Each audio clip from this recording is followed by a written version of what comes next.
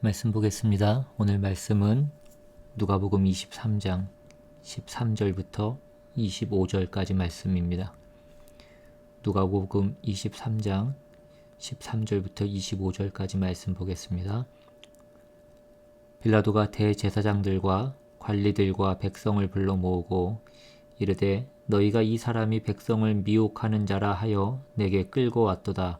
보라, 내가 너희 앞에서 신문하였을 때 너희가 고발하는 일에 대하여 이 사람에게서 죄를 찾지 못하였고 헤롯이 또한 그렇게 하여 그를 우리에게 도로 보내었도다.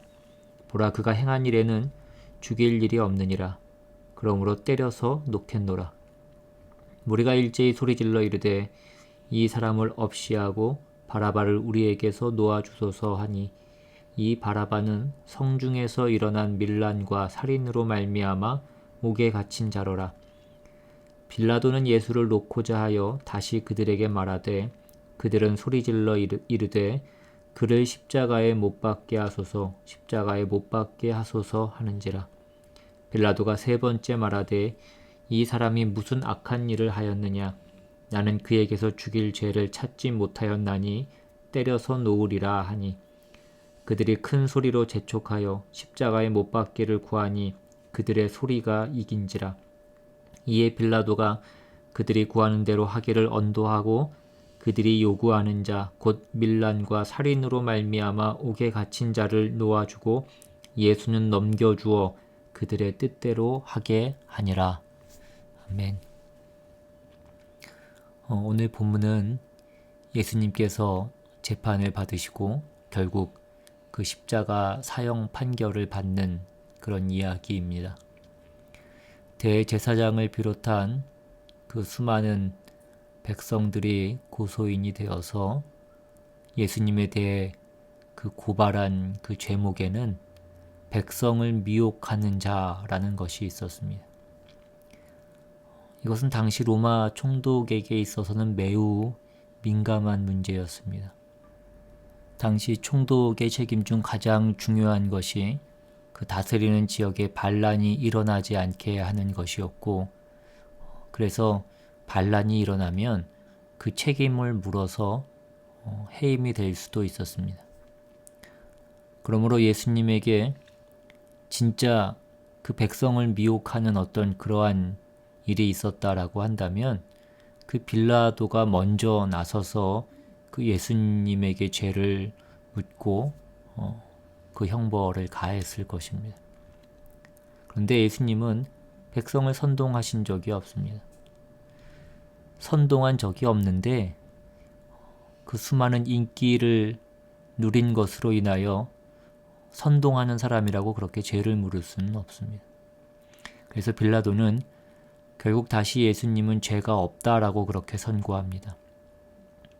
본문 14절에 너희가 고발하는 일에 대하여 이 사람에게서 죄를 찾지 못하였고 라고 그렇게 얘기합니다. 빌라도가 그 예수님의 무죄를 선고하자 그 많은 군중들이 그 고발인들이 더욱더 강력하게 소리를 지르며 예수님을 죽여야 한다라고 그렇게 말합니다. 빌라도가 세 번이나 반복해서 예수님이 죄가 없다라고 말하며 그들을 설득하려고 했습니다. 22절에 빌라도가 세 번째 말하되 이 사람이 무슨 악한 일을 하였느냐? 내가 그에게서 죽일 죄를 찾지 못하였나니 때려서 놓으리라. 근데 그의 설득은 그 사람들의 마음을 바꾸지 못했습니다.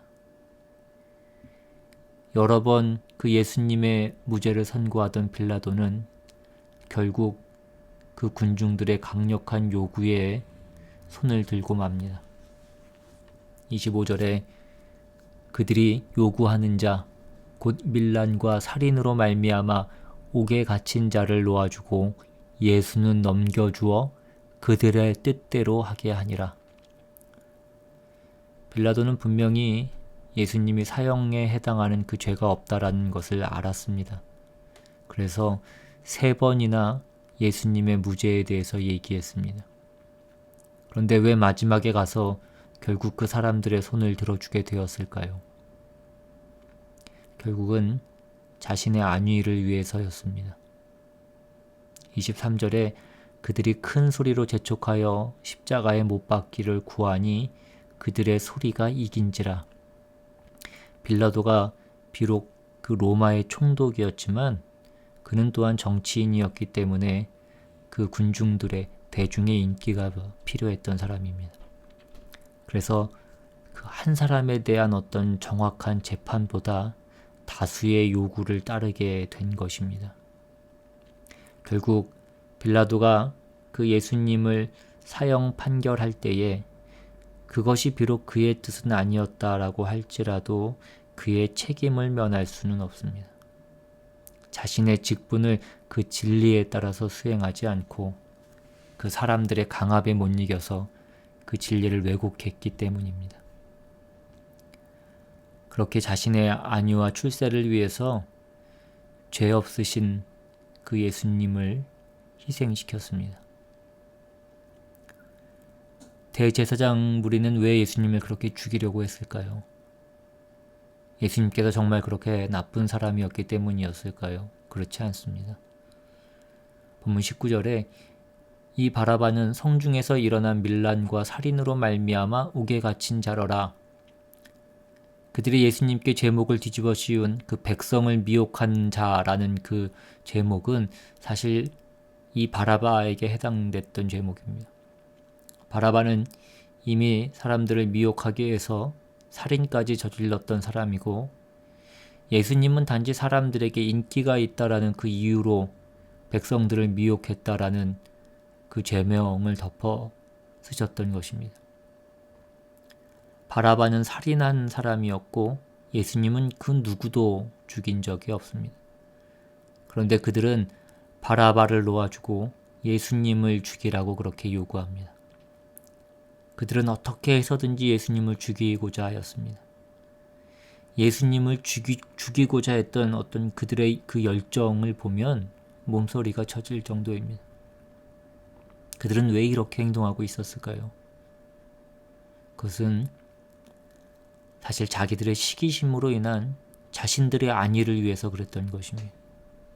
그들은 철저히 자신들을 위해서 예수님의 생명을 죽이려 하고 있었던 것입니다. 여러분, 예수님은 자신을 버려서 다른 사람들을 살리기 위해 오셨습니다. 그런데 사람들은 자신들의 안위를 위하여서 예수님을 죽이려 하고 있습니다. 그 유죄 선고에 힘쓰는 대제사장 무리의 마음에는 자신들의 안위만 가득했습니다. 자신들의 안위를 위해서 예수님을 죽음으로 몰아갔습니다. 여러분, 사람이 어떻게 이렇게까지 나쁠 수 있을까요? 그런데 사람은 그렇게 나쁠 수 있다는 것입니다. 예수님을 죽이라고 외치는 그 사람들만이 아니라 오늘날에도 여전히 사람은 악합니다. 우리도 생각해 봐야 됩니다. 우리의 안위를 위해서 신앙을 잠시 버리거나 접어두고 있어야 하는 그 일이 생긴다라고 한다면 우리는 과연 어떻게 할 것인가? 그때도 여전히 그 믿음의 길을 갈 것인가? 오늘 이 예수님의 재판에서 겉으로는 옳고 그름으로 서로 자신의 의견을 말하고 있지만 결국은 사람들 안에 그 자기 자신의 안위가 가장 중요한 역할을 하고 있는 것을 보았습니다. 그들은 모두 자신들을 위하여서 예수님을 희생하고 있는 것입니다. 반면에 예수님은 그들을 위하여 자신을 희생하고 계십니다. 오늘 우리는 어떻게 살고 있습니까? 나 자신을 위하여서 사람들을 희생시키고 믿음을 희생시키면서 살고 있지는 않습니까? 신자는 믿음을 위하여 자신이 죽는 순간들이 있어야 됩니다. 이웃을 위해서 자신을 죽이는 시간들이 있어야 합니다. 그것이 예수님을 우리 마음에 모시고 예수님을 따라가는 그 신앙인의 길일 것입니다.